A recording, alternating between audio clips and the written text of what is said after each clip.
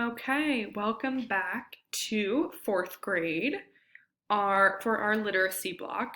This is a video that I want you all to watch before class because then there's going to be an assignment that you do in class based off of all of this information. So it's so important that you are watching this video, you are taking notes, and you are ready to use what you learn here in class. So today we are going to be talking about the Oxford comma, which is a special type of comma, and you will see how it's used. So open up Pages on your iPad to take notes. The title should be Oxford Commas, and the date is December 11th, 2023. A reminder that on Pages, it's already set up to share it with me so I can see everything that you are writing, and that is kind of how I'm going to see if you all are picking this up and how well you are all understanding it, is I will see what you write in Pages. So we are going to get started. So these are two funny pictures we can see of the importance of using punctuation, specifically commas. So this first one over here with our pandas, this is, I think, a book cover. It says The Runaway, #1 British bestseller, and then at the bottom, the author is Lynn Truss. So the title is Eats, Shoots, and Leaves. Here we see the panda kind of covering up that first comma. That first comma, we're not actually looking, we're not going to focus on commas in general. We're specifically focusing on a certain type of comma. But let's say the panda covers it up, eats, shoots, and leaves. It's basically saying the panda is going to eat, the panda is going to have a gun, shoot, and then leave and walk away. So lots of personification of this panda doing in-person actions without our commas. When we have commas though, eats, comma, shoots, comma, and leaves, we know the panda ate some food. No, I'm so sorry. Without this, we know that with the comma, eats, shoots, and leaves. Shoots and leaves are just part of bamboo sticks. So that comma really can show us what the sentence means, what this author is talking about. So if I didn't have a comma, it would literally be as if the panda is doing these three things. But when I do have a comma after eats, it says the panda eats, shoots, and leaves, and tells us that it's eating this part of the bamboo. So at the bottom right here, it says the zero tolerance approach to punctuation. Another one we have here where punctuation is important is this picture of someone saying, "Let's eat, grandma," right? If I shouted, "Let's eat, grandma," that's me saying, "Let's go eat, grandma." But if I used a punctuation and I used a comma, right? A comma is our pause. Whenever we see a comma, we pause. "Let's eat, grandma." That's as if I'm telling my grandma, "Let's eat. Let's eat, grandma," right? So this is where punctuation saves lives. It's really important that it's in the correct place so it has the correct meaning that you want and that you intended it to be. So the Oxford comma, it is a comma used before the conjunction in a list of 3 or more items. So it's right before our conjunction words. Usually and is the conjunction. So we'll look for the word and I would say in today's lesson, and is going to be that conjunction. But we know our whole list of conjunction, like or, but, all of so, all of that, right? But on this one, and is typically the conjunction that that the Oxford comma uses. So an example, the dog, Jack, and Sasha all walked to the park. It's basically saying the dog's name is Jack and Sasha, right? Without our comma, it's saying the dog, Jack, and Sasha all walked to the park.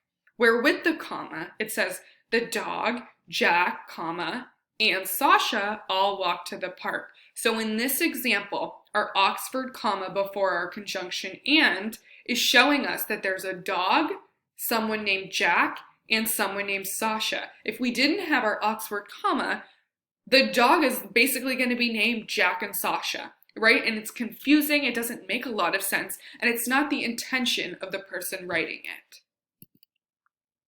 So our comma, our Oxford comma, usually lists 3 or more items, right? In this first one, I traveled to Italy, Greece, comma, before and Spain this summer. So our three items, the first one is Italy, the second one is Greece, and the third one is Spain.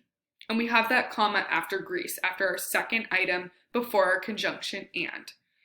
Now on this one, remember the comma is 3 or more. This one is listing 4 items. Mark bought eggs, comma, flour, comma, sugar, comma, and baking powder at the store. Let's say we didn't have our Oxford comma and it was just Mark bought eggs, flour, sugar, and baking powder at the store. In my mind, I'm saying, oh, I need to go look for sugar and baking powder combined, right? I'm looking for a sugary baking powder instead of these 4 items. So that's where the comma really does play an effect of the intention of the sentence. So in this one, and is the coordinating conjunction. The Oxford comma is also known as a serial comma. So the word serial means relating to, consisting of, or arranged in a series, rank, or row, right? So our Oxford comma comes before that conjunction when we're listing and arranging things. So that's why it's called that. So some more kind of funny pictures where it's so important to have our Oxford commas in. Come meet Janet, comma, a clown, comma, and an acrobat. So with our Oxford comma, that's telling us you're going to meet Janet, a clown, and an acrobat. Where this says, come meet Janet, a clown, and an acrobat. Come on, Janet, come meet this clown and an acrobat. Right? So this comma is telling us the difference between 4 people coming versus 2 people coming.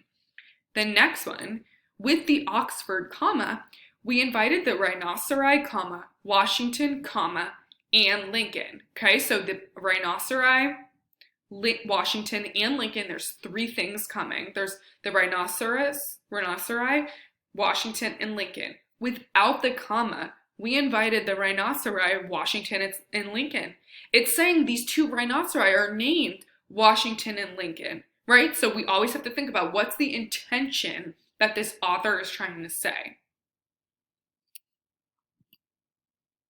So everyone, pause this video, go into Google Docs for our Oxford comma worksheet, download it, make a copy, and share it with me. Okay, so this is work time to pause, and once it's unpaused, we'll go over it. So on our Oxford comma worksheet, you're going to rewrite the sentences, adding in the comma, and if it's in the correct place, rewrite it. So the first one, on the way home from school, I ran into Max, Lauren, and Joe across the street. These commas are not in the right place. It should be, I ran into Max, comma, Lauren, comma, and Joe across the street. The second one, the cat ran up the tree, jumped down, and then ran away. Commas are also used to take a breath and a pause. When I'm saying the cat ran up this tree, jumped down, and then ran away, I'm not taking a breath, right? Commas are a good way to pause. So the cat ran up the tree, comma, jumped down, comma, and then ran away. My favorite colors are pink, blue, orange, gold, and green. Golden green, that's basically saying a gold green, right? We need a comma after gold. I like pink, blue, orange, gold, and green. Separate colors. So that one, you would need to add one in. The second to last one, Claire brought home chocolate, vanilla, and confetti cupcakes. That to me looks right. Chocolate, vanilla, and confetti, 3 different types of cupcakes. I love to take walks, go to concerts, and try new restaurants. If you had that rewritten with no commas, you are correct. It has 3 items and there's a comma after every item before the conjunction. Now on pages, once again, this is going to be another point where I want you to stop and pause, add in commas when needed, and send me a screenshot when you're done. Okay? Pause it here, write this down, add in commas just like how I did previously in red, and send me a screenshot when done.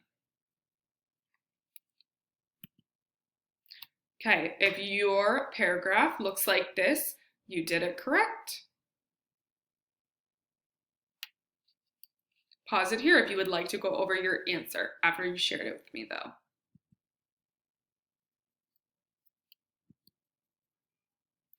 After this paragraph, when you get into class, the assignment I'm going to have you do is to take all of this, write your own sentences, and draw a picture. So we just learned how to appropriately use the Oxford comma, and now in class, I want you to take all of this and create your own sentences. So when you get into class, that's something I want you to be prepared to do and to send it to me as well.